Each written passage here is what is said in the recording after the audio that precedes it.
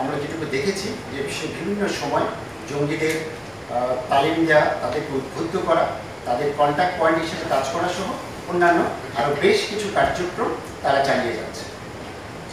তার কাছ থেকে প্রাপ্ত তথ্যের ভিত্তিতে আমরা ঢাকার উত্তরায় আরেকটি অভিযান পরিচালনা করি এবং সেখান থেকে আমরা জাহিদুল হক জিহান নামে একজন সক্রিয় জঙ্গিকে আমরা গ্রেফতার করি এবং এই জাহিদুলকে গ্রেফতার করার পর তার কাছ থেকে আমরা উগ্রবাদী জঙ্গি বই সহ আরও বেশ কিছু তথ্যপাত্র পেয়েছি এবং তার কার্যক্রম সম্পর্কে আমরা একটি ধারণা পেয়েছি।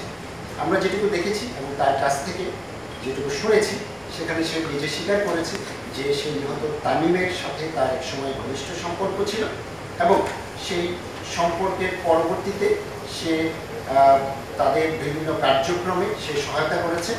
সে মূলত বিভিন্ন জঙ্গিবাদী ওয়েবসাইট কিংবা এই ধরনের আর্টিকেলগুলোকে বাংলা কিংবা অন্যান্য ভাষা থেকে অনুবাদ করে সে এই জঙ্গি সংগঠনের কর্মীদেরকে বিভিন্ন অ্যাপস ব্যবহার করে থ্রিমা, টেলিগ্রাম ইত্যাদি কিংবা ফেসবুক এই সমস্ত অ্যাপসের মাধ্যমে তাদেরকে সে এগুলো আদান প্রদান করত এবং বিভিন্ন সদস্য সংগ্রহ, তাদের কার্যক্রমে সহায়তা কিংবা তাদেরকে কোনো নির্দেশনা প্রেরণ সহ এই ধরনের নানাবিধ কার্যক্রমের সাথে সে সরাসরি জড়িত ছিল।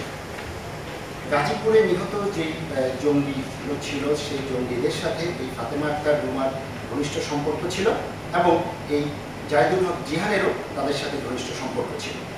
গাজীপুরের অপারেশনের পরে সে পুনরায় এই ফাতেমা আক্তার রুমাকে বিভিন্ন আর্টিকেল এবং অন্যান্য বিষয়াদি দিয়ে তাকে পুনরায় এই রাস্তায় উদ্বুদ্ধ করে এবং তার মাধ্যমে আরও কর্মী সংগ্রহ এবং অন্যান্য কার্যক্রম চালিয়ে যেতে থাকে।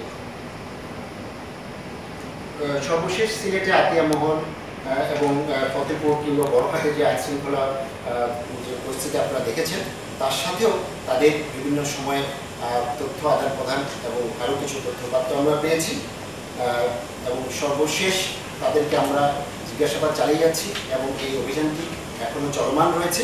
আমরা আশা করছি যে তাদের তথ্যের ভিত্তিতে আমরা আরও বেশ কিছু জঙ্গিকে এর মাধ্যমে আমরা গ্রেফতার করতে সক্ষম হব।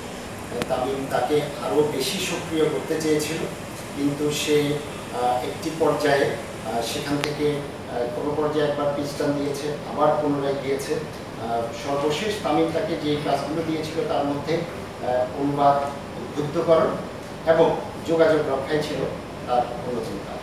স্টুডেন্ট এবং সে সুশিক্ষিত এবং যে মহিলা সদস্য ফাতেমা আক্তার রুমা সেও ঢাকার একটি কলেজের স্টুডেন্ট এবং সেও অনার্স পর্যায়ে শিক্ষার্থী, সুতরাং তাদের শিক্ষাগত যোগ্যতা বেশ ভালো।